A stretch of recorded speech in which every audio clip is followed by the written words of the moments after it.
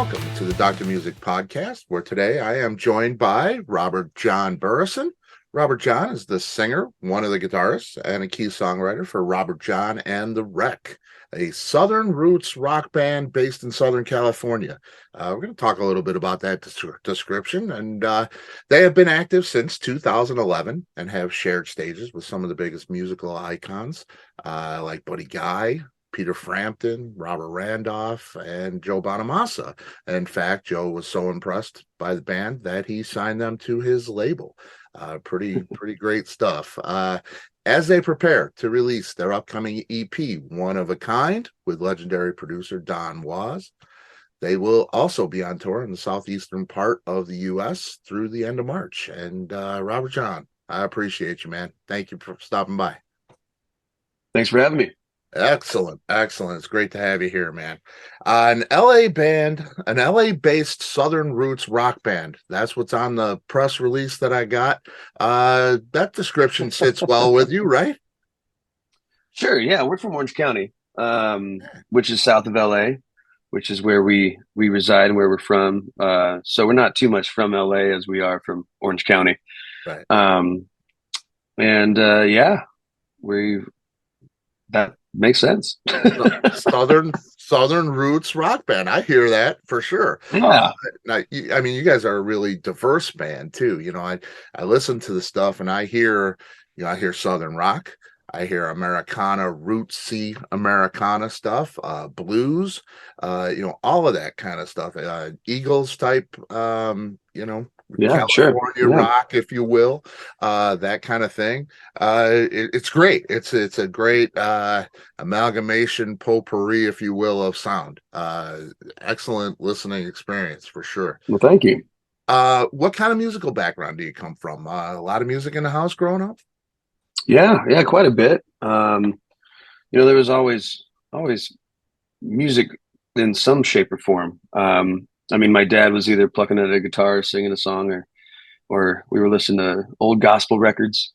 A lot of Motown on the way to school. That's what I remember. Yeah. So it wasn't foreign. Music wasn't a foreign thing. I didn't all of a sudden hear it at age 12 and say, "What's this?" Right. It was always just kind of in the home and natural. Now, are you're a guitar player? I know you played drums for a while. I did, yeah. Right. Did it come naturally for you? Did you take lessons? Was that something you sat down, you worked it out, and you were just natural, taught yourself? How'd you learn to play? I think my uncle taught me my first couple chords. I remember my family has a farm out in South Dakota, and we go out there quite a bit. And I remember sitting out there and him teaching me like the G and the C, and I just sat there for hours and just tried to figure out those three things. So and there was always a guitar in the house because my dad played guitar, so I was always fiddling with it, and I did take some lessons like in junior high or so, just to understand it more. Because my dad knows three chords and he can play those three chords and he can play any song that you want to hear with those three chords. Right. So that was kind of his limit in teaching me. And so, I had a few lessons, and then it turned into like, what song do you want to play? And then you play that song, and then that was it. So then I just kind of went from there and just kept playing, and I'm still learning. Henry, our guitar player, is still showing me stuff every day. So, well, Henry is, I can't even with that guy. Just crazy great player. Band been active since 2011. You have 6 or 7 studio albums now. You got a live album, a couple EPs. You've been active. Thinking back to each of those records, it sounds to me like the band has a renewed energy with this newer stuff. It's I'm hearing songs like, Waiting for Your Man, big anthemic choruses and little grittier guitar solos.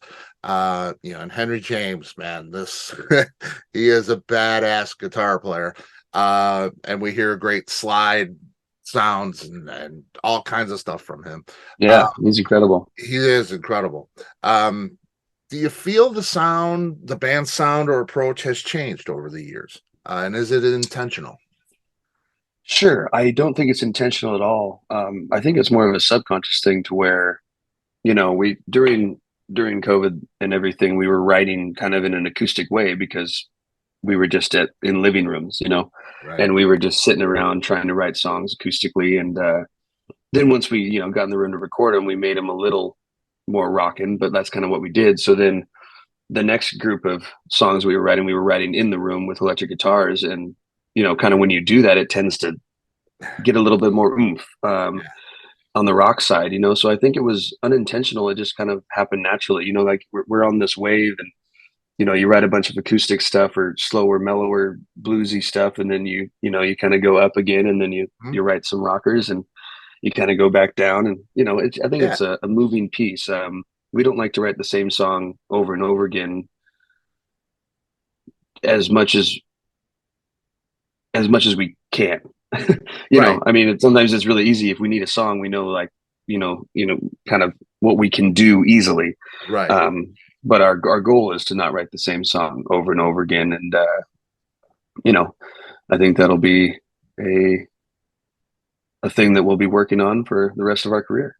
and you do a great job of that. Like I say, it's really diverse. I hear a lot of different things. It's not the same song twice in a row. And so it's an adventure, like you say. I mean, there's that wave of sound. As soon as it gets really rocking, I'll hear something that's really, slow burn blues. So it's a fun listen. It really is. I appreciate that kind of stuff. Especially in an album format. You have a beginning, a middle, and an end, and it's a journey. So much of today's music, we're listening to quick hits, push it here, click it here, and move on to the next one. So I appreciate that, that journey in the guitar, in the album format, for sure. You're putting stuff out on Joe Bonamassa's label. That's intimidating to me. This guy is, he's a monster. He is one of the greatest of all time, in my opinion. Joe is just incredible. Yeah, he is. Any piece of advice or expectation that he expressed when he signed you guys? No, I mean, nothing that was. I mean, the expectation is to work hard and keep working and do what you do. Yeah, and do what we do. Which I think would make sense to anyone. I mean, why would you want to work with someone who then decides not to work as hard as they've been working for 10 years? Right. So that was easy for us to, and we're getting opportunities as well that make us work harder.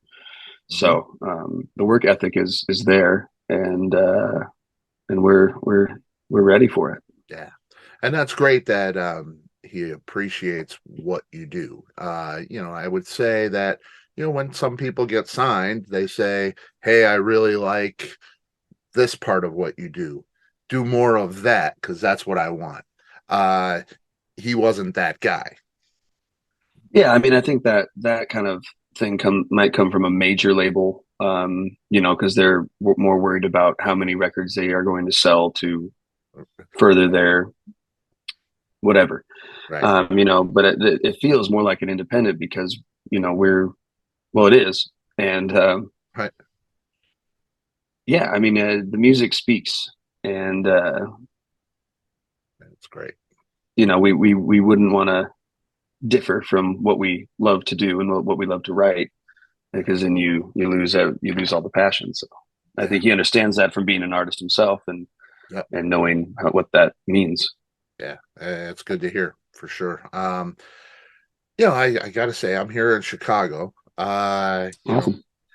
One of your songs, Chicago, it's got Shine a Light on Me, Brother. 2021, you did that song. Love it.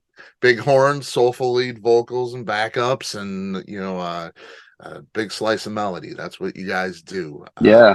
It's great stuff. Thank you. The diversity. Come at me. new song, anthemic, kind of Allman Brothers meets Georgia Satellites kind of thing. Who Can You Love? More on the Eagles ballad side. Sure. Uh, Pain No More, one of my favorites. Big Me riff in too. there, you know, Blackstone Cherry like riff, monster riff. The Hammond.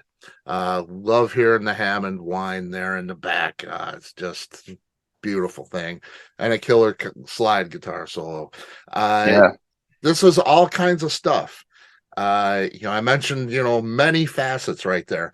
What is the writing process for you guys? It sounds live to me. It sounds like you're in a room jamming, working this stuff out. That's not the typical, as we know nowadays. It's kind of like you're in your house, he's in his house, you share files, or, you're doing something like this. How do you guys write? And where's that inspiration come from? Yeah, I mean, all the songs you just said are very different Right. in how we wrote them, in how they came to be, and even on this EP, two of those songs were produced by Don Was, and two of them were produced by Dave Cobb. So even Pay No More and Who Can You Love are two different complete beasts, if you will. Yep. I'm since you like Pay No More, I can talk about that one. We co-wrote that one with Charlie Starr, and we from Blackberry Smoke, and we did a Zoom write with him. We were actually in Belgium at the time, and we sat on a couch, and he threw some ideas around, and we worked on lyrics together, and just acoustically on a couch. And right after that tour, we had another run in the States. So we actually like tried to figure out that vibe during sound checks. We would play little pieces, and at the time we had a chorus, we had one verse and a chorus, so we were just trying to figure out what the vibe was on that. Then we finally got home with enough time to rehearse it in a room, and then put all the other things together and got the feel of it. And so that's how that one, came through. And when we recorded it, we are in the room together. Like when we're put it together, we are in the room together. And when we're recording it, we're in the room together and just hitting it. I think a lot of the vocals on that one were taken off the floor as well. And so it feels like we're there, which is a great feeling because It is. but we're a live band. And I think if you separated us all into little rooms, the energy wouldn't be there at all.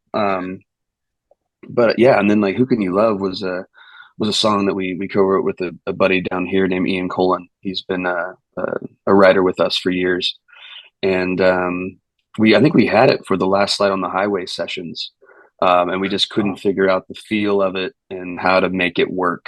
And I know that Don heard it and said we're going to record this one, and we're like, well, we're not really sure how to make it. Like, do we make it faster, slower? So he kind of came in and helped us lay down that foundation of what the song is now, and kind of let us do what we do in the room and kind of getting the song what we have, just taking it out of us. So yeah, it was a great experience for both. And it was that's kind of, I don't know if I touched on how we write it, but yeah. Well, it sounds like you all contribute. Oh yeah, it's very cohesive. Yeah, that's just awesome. And you have some outside writers. Yeah, sure. So that, I think that really improves the diversity of a band.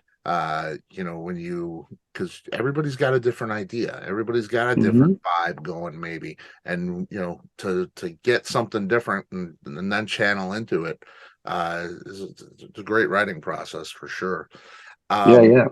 Now you've had the good fortune to work with iconic producers. I mean, we're talking about multi-platinum producer Warren Heward does the first few records. 8-time Grammy winner Dave Cobb, 5-time Grammy winner Don Was. These are guys that are in the music industry. They are the upper echelon. When you're do those guys change? Do you feel like each producer gets a little something different out of the band? Yeah. Yeah, I mean, Yes. like, when you're recording one particular song with a guy, if you were to do it with, with Dave Cobb, saying, if you were to do that same song with Don Was, it would sound different, wouldn't it? It would, and I think that would be a great thing for someone or us to try. But at the same time, it once you play the song how you play it and you record it and you get into it, it's hard to That's the way it is. reverse that into something different. But in retrospect, yeah, I mean, I think if any of those songs were recorded with another producer, they would come out differently. Yeah. It's how they run the room. It's how their vibe is. It's what they hear. Yeah. I don't think not everyone hears everything the same either. Right. And it's all about where you are. We were in Nashville with Dave Cobb. We were in LA with Don. We were. Mhm.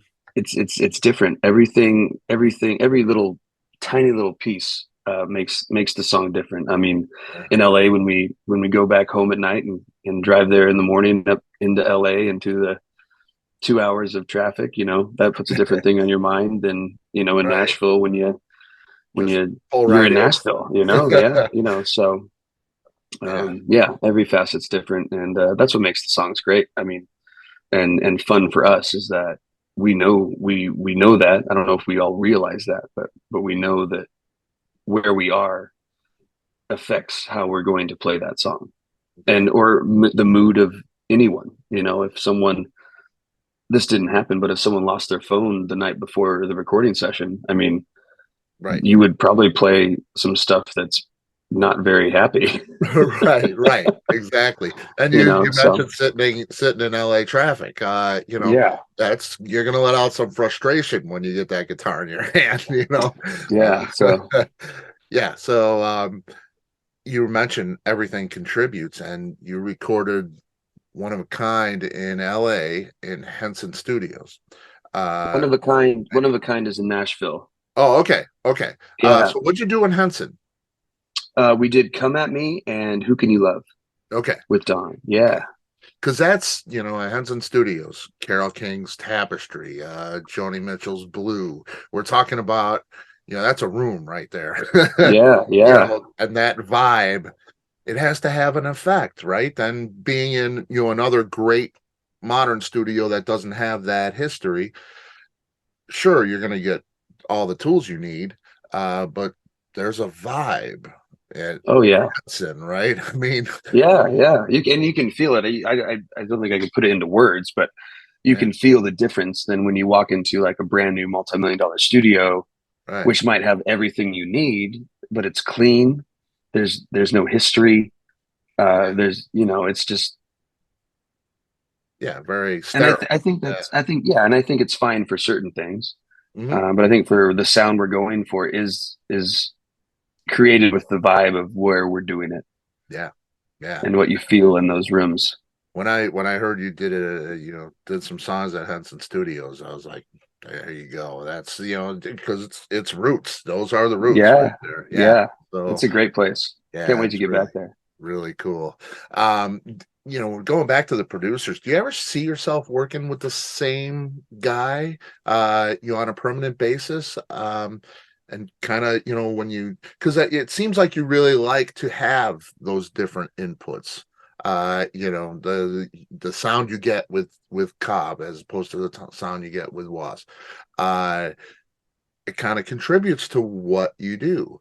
Do you ever see yourself like, Don's great. Uh, you love him. You love the sound you're getting. Sticking with Don for a long period of time, or would you like to change? I know I don't know if I can answer that right now, but just because it's such a fresh feeling. We worked with Warren Hewitt early on in the band's career, Mhm. and then we went self-produced for many many years. Um, and then we just started working with Don and Dave, and I think diversity is good. I think there would be a tendency to create the same record again if you worked with the same person, but I've heard bands that work with the same producer and they create way different records. I think it's a conversation that you just have. So Mhm. I guess I'm still excited and giddy every time we get a chance to go in a studio and work with someone. So Yeah. I'm still stoked on anything, and I think that we will work with both of those guys again in the future, and I'm looking forward to it. Yeah, yeah, and why wouldn't you? Yeah, You got the best of the best there for sure. Um, you've got other singles coming out beyond the release of the EP, right? We're gonna get the we one of do. a kind, and then you got other stuff too.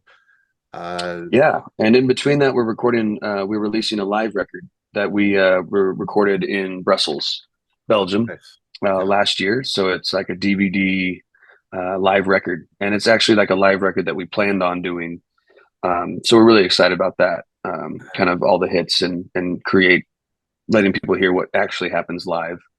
yeah. Um, so that'll be out in April, and then we have some more singles coming out throughout the summer. Man, that's just awesome. I mean, it's great.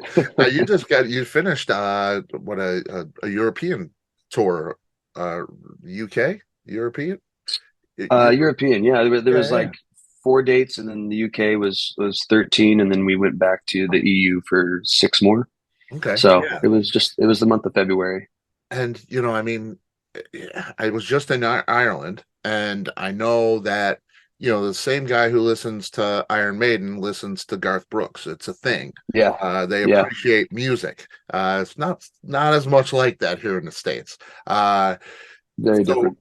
yeah, and I know you guys in 2019 you played Ramblin' Man Fair, which you get Saxon and Scorpions and you guys and Blackstone Yeah. Cherry. You get all kinds of stuff. The reception in the UK and in Europe, uh, what's it like for you? When you go out there, you're far from home. How are those fans when you get there? They're incredible. Yeah, It's just incredible. The energy's high. In some of these places that we're packing to the brim, and everyone's just excited to be there, which makes us excited to be there, which makes us it's easier to be away from home when we're playing that type of show. yeah, If we walked into a room with 12 people, those 12 people might be really excited, but yeah, it makes it a lot harder to be away from home. So sure. you have to. It's hard enough to be away from home, especially with family and everything. Now that it's really important to make sure those shows are the best they can be, and it really a lot of that comes from the fans that are there. Yeah. So we're very blessed and honored to be able to do what we do in Europe and the UK, and we're going to keep doing it. And we hope everyone comes back and brings 4 friends, and Yeah. we'll keep doing it. Yeah, that's cool. And you mentioned family. You got a new wife, fairly new marriage, and a baby. So yeah, I know what that's like. Mine are grown and out of the house now, but Yeah, it's something that changes things a little bit. You play into one guy in a room, probably not a great option now. You'd rather be at home. yeah, yeah. I mean, it's that cut and dry too, So Yeah, I think one thing that's changed is that when we're out there, we have to be the best that we are, and everything matters. yeah, Because if we're not out there doing what we can, then why are we out there? right, right. That's the maturity and the growing of a band for sure. What's the dream? What's the ultimate success for you personally? What do you want out of this? Do you want to play to 90,000 people and go home to your family afterwards, or do that for 10 years and then live a normal life? What is out of this life that you've created for yourself? What do you want out of that? What's the ultimate success for you? Being able to do what we love and provide for everyone in the band and their families, Yeah, and having being comfortable and you know, yeah, I would love to play for 90,000 people. Um, who wouldn't in yeah, my industry? yeah, Um, and but there's a long road to get to that, and we're enjoying every night that we get to play to 400 people. You know, and we're always trying to grow and create and, you know, write great songs. So we've hit success for what I thought we were trying to do in 10 years ago. Right. And so now, you know, the success changes. It moves up a tier, you know. Right. Now let's get everyone in the band comfortably living and we're able to provide for our families with what we do. Yeah. And you know, and then that success of what that means will change 5 years from now, and it'll be like, you know, who knows? Let's go headline Red Rocks or something, you know, Right. and then that'll you know, it's a moving thing. Yeah. You know, I'm enjoying what I'm doing, and I can't wait for my family to be old enough and the ability for them to come and enjoy it with me. Yeah. How great, man. How great. I'm looking forward to seeing that myself. You know, you guys are just steps away from headlining Red Rocks. You know, I can see that for sure. It's pretty great. You have dates that take you to the southeastern part of the U.S. Starting on the 17th, you got Clearwater, and you'll hit Georgia and the Carolinas, and end up in Yeah. Chattanooga on the 25th.